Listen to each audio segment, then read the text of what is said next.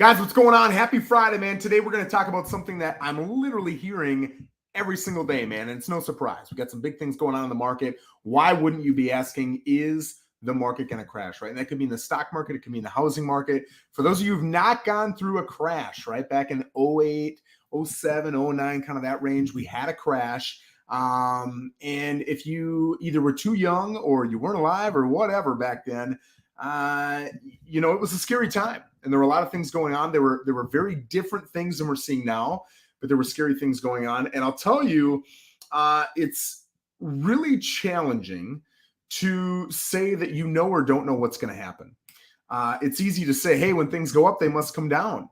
But if you look at the stock market, it's been going up for 14 years. So what intelligent person wouldn't have said after year 5, 6, 7, 8, 9, 10, 11, 12, 13, hey, what goes up must come down?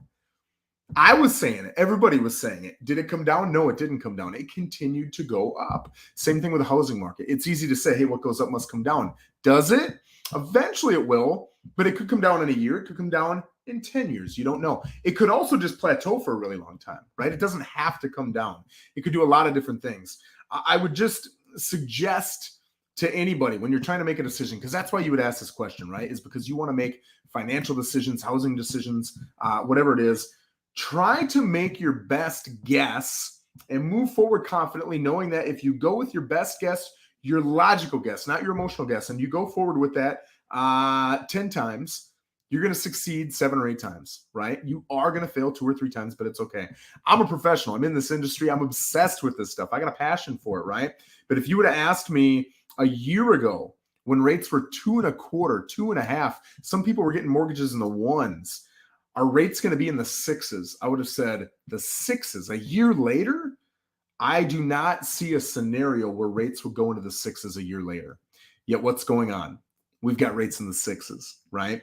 If you would have told me that inventory over the last 45 days in Port St. Lucie would have increased 24%, it was a post I just put up a day or two ago, what would I have said? I would have said anything can happen, but I got a tough time believing that we're going to see a 25% increase in inventory in just 6 short weeks, right?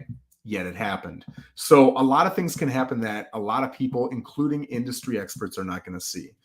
I think, again, going back to my original statement, it's just important to make good logical decisions, right? Whatever those decisions are. So right now, looking at the Fed has said many times throughout decades when they will increase the rates, when they will decrease the rates. And in my memory, and I challenge anybody in the comments to bring some stats that argue this, but from my memory, anytime the Fed has said, hey, rates are going up or rates are going down, they've gone up or gone down 100% of the time. And right now, the Fed has said that rates will continue to go up throughout the end of the year, probably another percent, and rates will go up throughout 2023, 1 full percent, right? So it won't be quite the boost we've seen next year versus this year. Next year it should slow down a little bit, but you're still going to see a 1% increase. Well, if we're in the high 5s, low 6s right now, and you had another percent this year, another one next year, that means we're going to be in the high 7s, low 8s by the end of next year. Do we know that? No, we don't know that. But as a betting man, if I want to win 7 or 8 times out of 10, I'm going to bet on what the Fed says being true, right? The Democrats are still going to be in power. There's no major shift at the top when it comes to leadership. So why would the intent behind what they're doing change? I highly doubt that it will. So looking at that, then you've got to look at plan A versus plan B, right? If plan A is to buy and you're saying, man, it's a crappy situation because prices are so high, rates are so high. Do I want to wait for rates and prices to come down? It could be years before rates come down. Even if prices come down, the fact that the rates are going up 1% or 2%, it still might not be worth it to wait, right? So this is what I always tell my folks. Listen, don't listen to anybody. Write the numbers down, right? Literally write it down. If you know rates right now are whatever they are, let's just say they're 6%. You got pre-approved, let's just say they're 6%. And you go in and you can run your math on a $350,000 home. Whatever it is you're going to buy, it doesn't matter. Maybe it's $1 million home, maybe it's a $200,000 home. But whatever that number is, I'm going to use 350. You can run what it's going to cost you, and you can guess what the appreciation is going to be. And I'm guessing it's going to slow down. I don't see how it continues to go up in double-digit numbers because the demand is so high. Even though inventory has boosted 24% in the last 45 days, we're still looking at about 44, 45 days worth of inventory here in Port St. Lucie. That's a month and a half, right? 3 to 4 months of inventory is what we consider to be a neutral market. Anything under 3 months is a seller's market. A month and a half is a strong seller's market.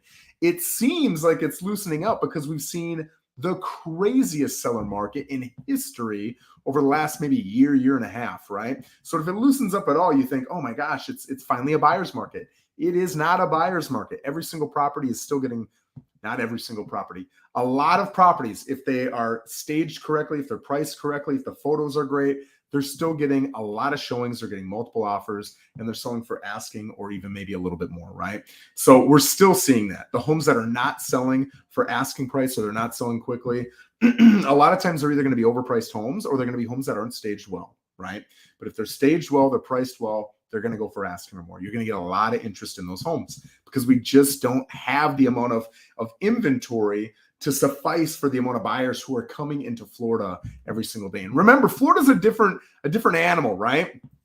All around the nation, you've got states that are, maybe neutral when it comes to population influx or, right, losing some of your population. But with Florida, we're gaining 1,000 to 1,500 people every single day, right? Port St. Lucie is the 7th biggest city in Florida, and it's growing rapidly.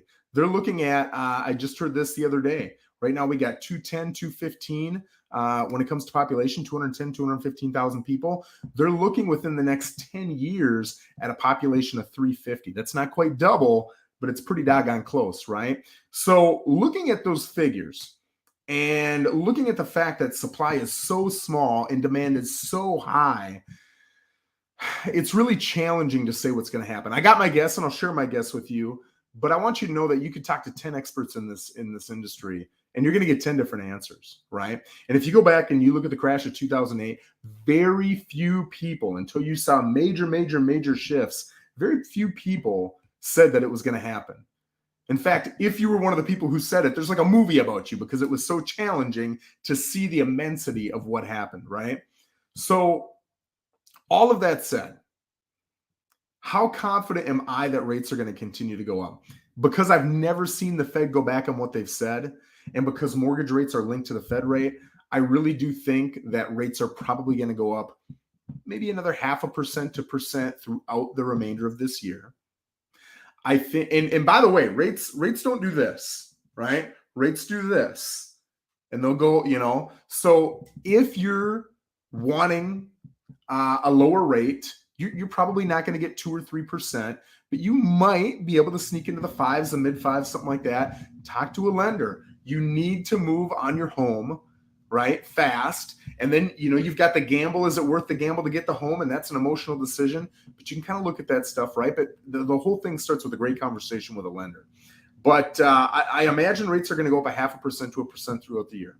It's exactly what the Fed is saying is going to happen. And I'm guessing from the beginning of 2023 to the end of 2023, you're going to see about a 1% increase because, again, that's exactly what the Fed said was going to happen. And I've never seen the Fed not do what they say they're going to do, right? They're pretty consistent in being very close to the chest with the information they release. And because of that, once they release it, they're very committed to following through with whatever it is they say. So I'm pretty confident that that's going to happen, right? My confidence level is a 9 out of 10 on that. What's going to happen with home prices? That I'm not sure of because we've got some competing things. Again, we've got a lot of demand, very little inventory. So that would push you to think prices are going to increase. Here's another thing. We've got the influx of people coming from out of state at 1,000 to 1,500 people a day. That makes you think the prices are going to increase. And locals are struggling. I can tell you just from the conversations that I've had with friends, people in networking groups, small business owners that I built great relationships with here in the Treasure Coast, people who've lived here for a while are struggling, right? These people are making the typical wages in this area, and those wages will get you about a $250 to $350 home. If you've got a really good wage, maybe you're able to afford a $400,000 or $500,000 home. But that's not a lot of people here locally. Locally, they can afford about a 250 to 350. With rates going up, it might be closer to that 225 to 300, right? Well, that's just not a realistic price anymore. And it's not that there aren't homes at that price. There are homes at that price, but those homes tend to need repairs or roofs or ACs or whatever. And because the market's so strong and sellers don't have to do it, they're not, in a lot of cases, willing to do a lot of repairs. They're not willing to redo their roof. So not only as a brand new buyer do you have to shell out money to purchase the home, and you've got to have a good enough credit score to do it, and you've got to have the income to do it, but now you might have to pay $20,000, $25,000 for a new roof. That is challenging, right? But all that said, if you are a local and you are struggling, I would challenge you, as painful as it might be, to just remember, like, people will tell me, Joe, these houses are overpriced. When you're getting 1,000 new people from New York and New Jersey coming down with the cash from the $700,000 home they just sold, and they're able to just buy it cash or buy it with 30, 40, 50, 60% down, you might, and I might, think that these prices are too high. But in all honesty, if they keep coming in and they keep paying it with the cash they're getting from higher price states, that's the reality of the market. Does it suck? It can suck. It doesn't suck for sellers. It's awesome for sellers, but it sucks for buyers, right? And we're getting a lot of locals coming in. I don't know the solution to that. I'm glad I'm not running the city right now, or I'd have to focus on that problem. That would probably be one of my biggest problems I'd focus on. But it is challenging for locals. And for people coming from out of state, they're saying it's cheap down here. They're like, I can't believe I have no income tax. It's sunny all the time. I'm close to the beach. This is one of the top 10 safest cities in America, you know, cities that have at least 100,000 people. And it's been that way consistently. And I can get a home on average for $410. So if I've got $500, $600, I'm getting an above average home, and my taxes are lower. We think taxes are high. They think they're lower. They think it's a steal. So again, you've got to be realistic. It might suck for locals here, but you've got to be realistic, right? And you can start talking about different solutions for that. But I would say, you know, the odds of prices coming down significantly, enough to where it makes sense to rent, in my opinion, it's unlikely. It could happen, but it's unlikely. We might see a 5% pullback, a 10% pullback, but much more than that, with the demand we have and the lack of inventory we have, I see that being challenging. If that happens, in my opinion, it would have to take years. I've said that several times. But of course, I also said that, hey, going from a 2.5% rate to a 6% rate, that would have to take a couple years too, right? It didn't. It went like that. So really look at the numbers. If the market does come back 5, 10%, but you've been paying into somebody else's mortgage the whole time and not paying down your own mortgage, right, which builds equity, and you're not getting those tax breaks that you can get, and you're not able to do the things in your own home that you want to because you don't own the home somebody else does, and they can take your rent that's currently $1,800 and boom, it's $2,500. And if you don't like it and you go move, it's tough to find an $1,800 now. Now it's $2,100, $2,200, $2,300. Still better than the $2,500 you're being offered, but now it's higher, and you've got to pay to move, maybe take a couple of days off of work. It's inconvenient. So just, again, I'm not pushing you to do either thing. I'm pushing you to be logical. It's so challenging to get the emotion out of it, but you'll make your best decisions when you're logical. Ask somebody, a professional, whether it's me, whether it's a lender, whether it's your financial person, to sit down with you and run the numbers over 1 year, 2 years, 3 years, to look at the average situation and try to decide based on your best guesses what's going to happen. I do not think, especially in Florida, we're going to see a housing crash. In my best guess, I do think we're going to see, I don't know about 10%, but maybe a 5% pullback, something that's pretty moderate, something that's probably not going to negatively impact a lot of people. It might be a bit of a window to get in and purchase that home before the rates do get up into the 7s and potentially into the 8s. But yeah, that's my best guess. So guys, if you have any questions, anything like that, I hope you know, I'm always going to be upfront with you, and I'm always going to be statistics based.